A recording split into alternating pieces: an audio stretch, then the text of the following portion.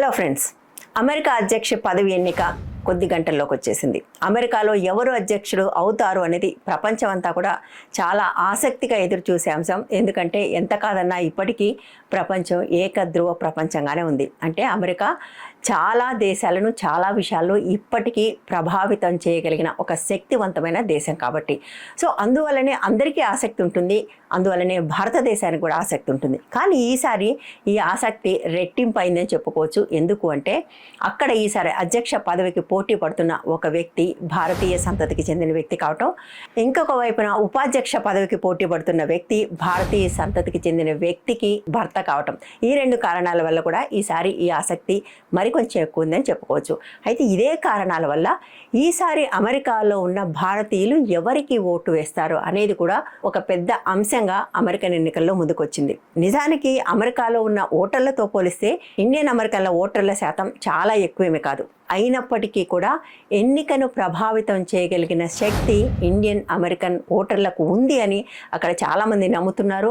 So ఈ సందర్భంగా ఈసారి అమెరికాలో ఉన్న భారతీయులు ఎవరికి ఓటు వేస్తున్నారు, ఎందుకు వేస్తున్నారు, గతానికి ఇప్పటికేమైనా తేడా వచ్చిందా, ఈ విషయాలని మనం ఈరోజు వీడియోలో మాట్లాడుకుందాం. అమెరికాలో ఇండియన్ అమెరికన్స్ దాదాపుగా 50 లక్షల మంది ఉన్నారు. అంటే వీళ్ళు అక్కడ సిటిజన్షిప్ తీసుకున్న వాళ్ళు అన్నమాట. అది కాకుండా స్టూడెంట్స్గా ఉన్న వాళ్ళు, H1 మీద ఉద్యోగాలు చేస్తున్న వాళ్ళు, ఇల్లీగల్ ఇమిగ్రెంట్స్, వీళ్ళందరూ దాదాపుగా అదే సంఖ్యలో ఉండే అవకాశం ఉంటుంది. కానీ సిటిజన్స్ గురించి మాత్రమే మనం మాట్లాడుకుందాం. ఎన్నికల సందర్భం కాబట్టి ఓటు వేయగలిగే వాళ్ళ గురించే మాట్లాడుకుందాం. సో ఈ 50 లక్షల మందిలో దాదాపుగా సగం మంది అంటే 26 లక్షల మంది అక్కడ ఓటర్స్గా ఉన్నారు.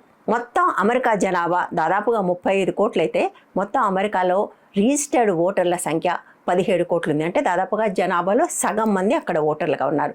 17 కోట్లలో ఈ 25 లక్షలు చాలా చిన్న సంఖ్య నిజానికి.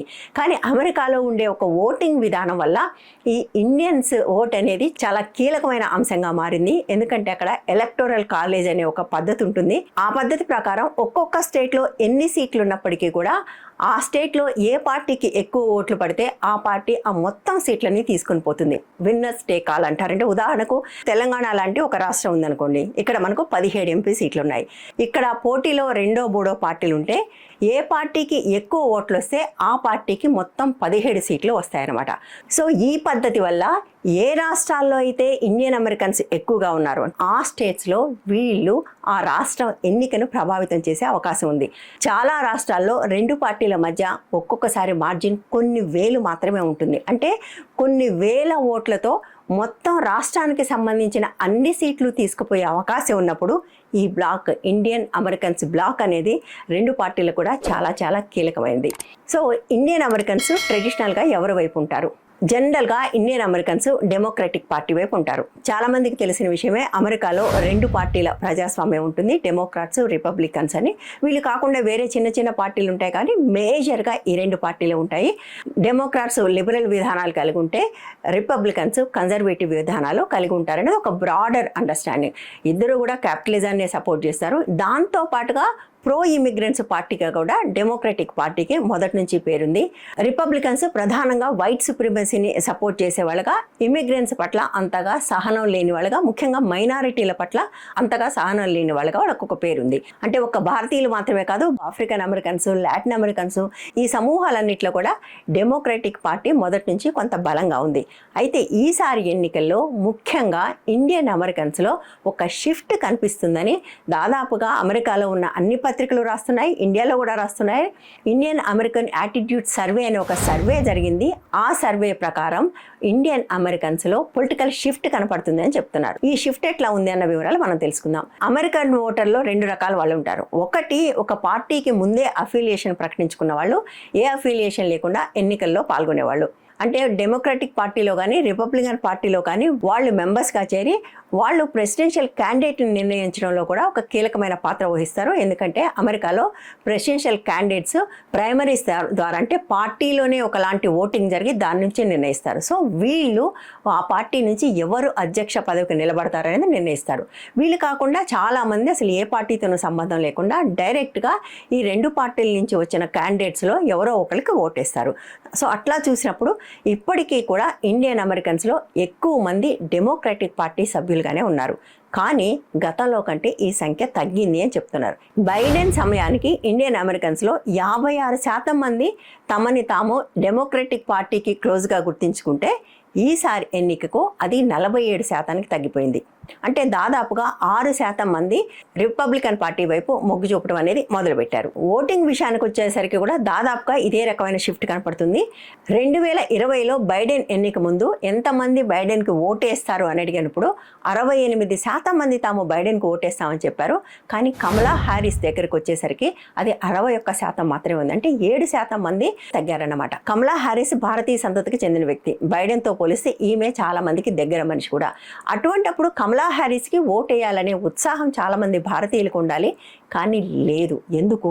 ఈ ప్రశ్నకు కూడా మనం ఈ వీడియోలో సమాధానం వెతికే ప్రయత్నం చేద్దాం. నిజానికి కమలా హ్యారిస్ ప్రెసిడెన్షియల్ క్యాండిడేట్గా వచ్చినప్పుడు భారతీయుల్లో చాలా ఉత్సాహం ఉండింది. బైడెన్ పోటీ నుంచి విరమించుకోవటం, తర్వాత కమలా హ్యారిస్ క్యాండిడేట్గా ముందుకు రావడంతో ఒక్కసారిగా ఇండియన్ అమెరికన్స్లో చాలా ఉత్సాహం వచ్చింది. అందులో ఏమీ సందేహం లేదు. జూలై ఆగస్టు దాకా బైడెన్ మీద ట్రంప్ది పై చేయి ఉన్నప్పటికీ సెప్టెంబర్లో ప్రెసిడెన్షియల్ డిబేట్ జరిగాక, అంటే ట్రంప్కి కమలా హ్యారిస్కి మధ్య ఒక డిబేట్ జరిగిన తర్వాత చాలా మంది కమలా హ్యారిస్ వైపు మొగ్గు చూపడం మొదలుపెట్టారు. కానీ అక్టోబర్ గడిచేసరికి ఈ పరిస్థితి మారింది. అంటే మొదట్లో ఉన్న ఉత్సాహం కమలా హ్యారిస్ పట్ల తగ్గుతూ వచ్చింది. తగ్గటానికి కారణాలు ఏంటి? ఈసారి అమెరికన్ ఎన్నికల్లో ప్రధానమైన అంశాలు 3. ఒకటి ఎకానమీ, రెండోది ఇమిగ్రేషన్, మూడోది అబార్షన్. అవును, అబార్షన్ అనేది ఇప్పటికీ కూడా అమెరికన్ ఎన్నికల్లో ఒక కీలకమైన అంశం. సో ఎకానమీ విషయానికి వస్తే అమెరికాలో గత 5 ఏళ్లుగా ఇన్ఫ్లేషన్ విపరీతంగా పెరిగిందని, ధరలు విపరీతంగా పెరిగాయని అంటున్నారు. దీనికి కారణం ఇప్పుడు అధికారంలో ఉన్న డెమోక్రటిక్ పార్టీ అనేది చాలా మంది అభిప్రాయం.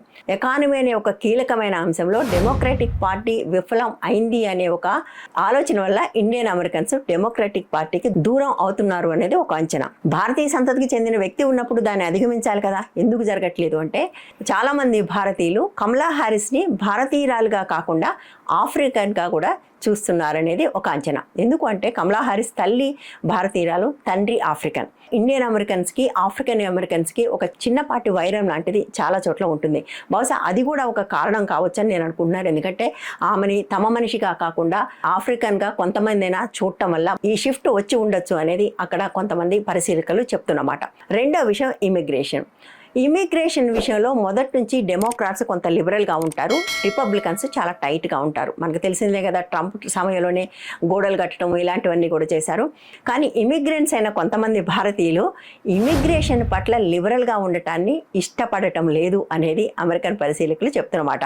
అంటే ఇక్కడ ఇమిగ్రేషన్ అంటే ఇల్లీగల్ ఇమిగ్రెంట్స్ పట్ల వైట్ అమెరికన్స్కి ఎంత అసహనం ఉందో ఇండియన్ అమెరికన్స్ కూడా అంత అసహనం ఉంది అన్న విషయం తెలిసినప్పుడు నాకైతే చాలా ఆశ్చర్యం వేసింది. ఎందుకంటే అమెరికాకు అతి ఎక్కువగా ఇల్లీగల్ ఇమిగ్రెంట్స్ వెళ్తున్న దేశాల్లో భారతదేశం రెండోది. ఎల్ సాల్వడార్ తర్వాత అతి ఎక్కువ మంది ఇల్లీగల్ ఇమిగ్రెంట్స్ వెళ్తున్నది భారతదేశం నుంచే. సో భారతదేశం నుంచి లీగల్గా మైగ్రేట్ అయ్యి సిటిజన్షిప్ తీసుకున్న భారతీయులు తమ దేశం నుంచి ఇల్లీగల్గా ఇమిగ్రెంట్స్ రావటాన్ని ఇష్టపడటం లేదు అని అర్థమవుతుంది. బట్ ఇక్కడ కూడా ఒక కాంట్రడిక్షన్ ఉంది. భారతదేశం నుంచి అతి ఎక్కువ ఇల్లీగల్ ఇమిగ్రెంట్స్ నార్త్ ఇండియా నుంచి వెళ్తారు, ముఖ్యంగా గుజరాత్ నుంచి వెళ్తారు. గుజరాత్ నుంచే చాలా పెద్ద చంక్లో ఇల్లీగల్ ఇమిగ్రెంట్స్ అమెరికాకు వెళ్తూ ఉంటారు. కానీ అమెరికాలో ఉన్న నార్త్ ఇండియన్ కమ్యూనిటీలో ఎక్కువ మంది కన్జర్వేటివ్ అభిప్రాయాలు కూడా కలిగి ఉంటారు. కాబట్టే వాళ్ళు రిపబ్లికన్ పార్టీ వైపు మొగ్గు చూపుతున్నారు అనేది ఒకటైతే, ఇప్పుడు కొత్తగా వస్తున్న యంగర్ జనరేషన్ ఏదైతే ఉందో వాళ్ళు గతంతో పోలిస్తే మోర్ అండ్ మోర్ కన్జర్వేటివ్గా తయారవుతున్నారు. సో వాళ్ళు కన్జర్వేటివ్ భావజాలం వల్ల కూడా వాళ్ళు కమలా హ్యారిస్ భారతీయ సంతత కాదా అన్న దాంతో సంబంధం లేకుండా ట్రంప్ వైపు మొగ్గు చూపుతున్నారు అని ఈ సర్వే చెప్తుంది. సో ఈ కారణాలన్నిటితో గతంతో పోలిస్తే ఎన్ఆర్ఐల్లో ఇప్పుడు డెమోక్రటిక్ పార్టీకి ఆదరణ తగ్గింది అంటే పూర్తిగా పోయిందని లేదు. ఇప్పటికీ కూడా majority Indian Americans Democratic party సపోర్టర్స్గానే ఉన్నారు, కమలా హ్యారిస్కే ఓటైపోతున్నారు. కానీ గతంతో పోలిస్తే, అంటే ముఖ్యంగా బైడెన్తో పోలిస్తే అది తక్కువ అవుతుంది. ఇందాకే చెప్పాను కదా, బైడెన్కి 68% ఇండియన్ అమెరికన్స్ ఓటేస్తే ఈసారి 61% మాత్రమే ఉండబోతుందని.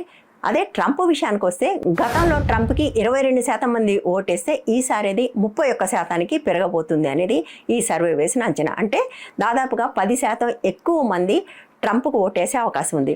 అట్లాగే భారతీయ అమెరికన్లను ప్రభావితం చేస్తున్న మూడో అంశం అబార్షన్స్కి సంబంధించి in general Indian Americans pro అబార్షనిస్టులుగానే ఉన్నారంటే రిప్రొడక్టివ్ రైట్స్కి సంబంధించి స్త్రీలకు హక్కు ఉండాలి అనే దాని వైపే ఎక్కువగా ఉంటారు. ఇప్పటికీ కూడా ఇట్లా ఆలోచిస్తున్న వాళ్ళందరూ కూడా డెమోక్రటిక్ పార్టీ వైపే ఉన్నారు. ఇందులో కూడా ఒక జెండర్ డిఫరెన్స్ ఉంది. డెమోక్రటిక్ పార్టీకి ఓటేస్తూ ఉన్న వాళ్ళలో స్త్రీలు 67% ఉంటే పురుషులు కేవలం 53% మాత్రమే ఉన్నారు. ఎక్కువ మంది స్త్రీలు డెమోక్రటిక్ పార్టీకి ఓటేయటానికి ఇష్టపడటానికి కారణం ఏంటంటే రిప్రొడక్టివ్ రైట్స్కి సంబంధించి డెమోక్రటిక్ పార్టీ తీసుకుంటున్న విధానం కూడా ఒక కారణం. సో దీనివల్ల ఎక్కువ మంది అమెరికన్ ఇండియన్ మహిళలు డెమోక్రటిక్ పార్టీ వైపు మొగ్గు చూపుతున్నారు. పురుషుల్లో మాత్రం గతంలో ఉన్నంత ఆసక్తి డెమోక్రటిక్ పార్టీ పట్ల కనిపించడం లేదు. సో ఈ అన్ని కారణాలు అమెరికన్ అధ్యక్ష పదవిలో ఎన్ఆర్ఐ ఓటింగ్ని ప్రభావితం చేయబోతున్నాయి. ముందే చెప్పినట్టుగా కొన్ని రాష్ట్రాల్లో, ముఖ్యంగా California, Texas, New Jersey, Pennsylvania, Georgia ఇలాంటి రాష్ట్రాల్లో ఇండియన్ అమెరికన్స్ సంఖ్య చాలా చాలా ఎక్కువగా ఉంటుంది. ఈ రాష్ట్రాల్లో కొన్ని వేల ఓట్లతో, ముఖ్యంగా పెన్సిల్వేనియా, జార్జియా, టెక్సాస్ లాంటి రాష్ట్రాల్లో కొన్ని వేల ఓట్లతో మొత్తం ఫలితాలే మారిపోయే అవకాశం ఉంది. కాబట్టి ఈసారి అమెరికన్ అధ్యక్ష ఎన్నికల్లో ఎన్ఆర్ఐ ఓటింగ్ చాలా కీలకమైన పాత్రని పోషిస్తుందని చెప్పక తప్పదు. నిజానికి రేపు ఎలక్షన్ మనం మాట్లాడుకుంటున్నాం, కానీ ఇప్పటికే సగం మందికి పైగా ఓటేసేశారు. అమెరికాలో ఉన్న పద్ధతి వల్ల అంటే ఇక్కడ ప్రీ పోలింగ్కి అవకాశం ఉంటుంది. అంటే ఎలక్షన్ తేదీకి ముందే కూడా ఎవరైనా కావాలంటే వచ్చి ఓటు వేయచ్చు. దానికోసం పోలింగ్ స్టేషన్స్ కూడా స్టార్ట్ చేస్తారు. దాదాపుగా 7 కోట్ల మంది ఇప్పటికే ఓటేసేశారు.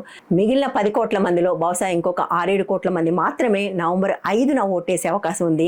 ఈ ముందే ఓటేసిన వాళ్ళలో చాలా మంది భారతీయులు కూడా ఉన్నారు. ఈ వీడియో కానీ మీరు చూస్తూ ఉంటే, ఇప్పటికే మీరు ఓటేసి ఉంటే ఎవరికి ఓటేశారో వీలైతే చెప్పండి. ఎలక్షన్ రిజల్ట్స్ రావడానికి అమెరికాలో చాలా టైం తీసుకుంటారు. అక్కడ బ్యాలెట్ ప్రధానంగా ఉంటుంది. ఈవీఎంస్ ఉన్నప్పటికీ కూడా బ్యాలెట్ ఓటింగే ప్రధానం కాబట్టి దాని లెక్కింపు ఫలితాలకు చాలా టైం వస్తుంది. ఈ టైం లోపల మనకు కొంతైనా అంచనా రావడానికి మీ కామెంట్ ఉపయోగపడుతుంది. సో తప్పకుండా కామెంట్ చేయండి.